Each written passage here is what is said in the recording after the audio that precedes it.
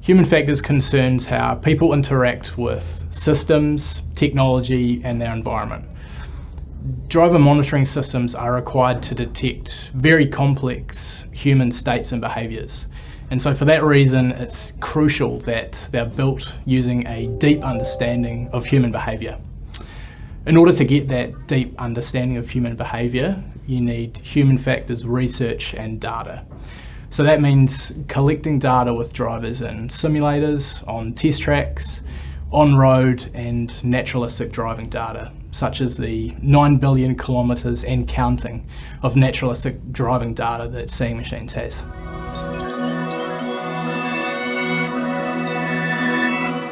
Fatigue can vary a lot between person to person.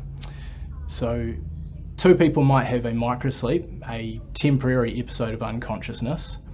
Person A, their microsleep might involve a long eye closure and the head might nod forward, whereas person B, with the same degree of unconsciousness, the same degree of impairment, their head might remain totally still and their eyes might only partially close.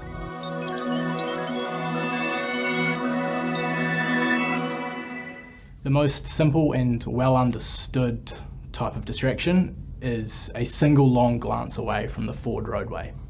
Many distracted behaviours don't actually meet this simple definition though. For example, visual attention time sharing is where the driver glances back and forth between the forward road and a secondary task, such as checking a cell phone or fiddling with the radio. This might go on for up to 20 to 30 seconds. And during this time, there might not be a single glance that is itself longer than 1 or 2 seconds. Yet the driver can be just as dangerously distracted as a driver doing a single long glance away. Distraction can also manifest as owl or lizard behaviour. Owl behaviours describe when a driver's head and eyes move together, and this is often to areas that are further from the forward roadway, such as a passenger side mirror. Lizard glances describe when the eyes shift but the head remains still. And these are often to areas that are closer to the forward road. An example might be a driver checking a cell phone held near the steering wheel. To actually detect these behaviours, given the wide variation across people, requires, for one, having a system that detects not only head movement but eye movement as well.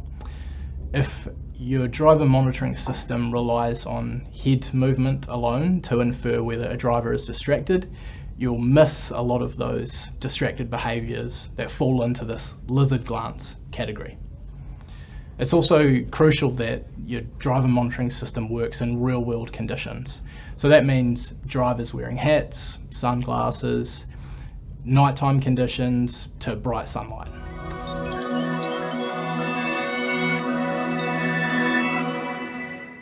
There are direct and indirect methods for driver monitoring systems. Camera-based systems are examples of direct methods, and hands-on wheel sensors and sensors that detect whether the vehicle shifts inside the road lane are examples of indirect systems.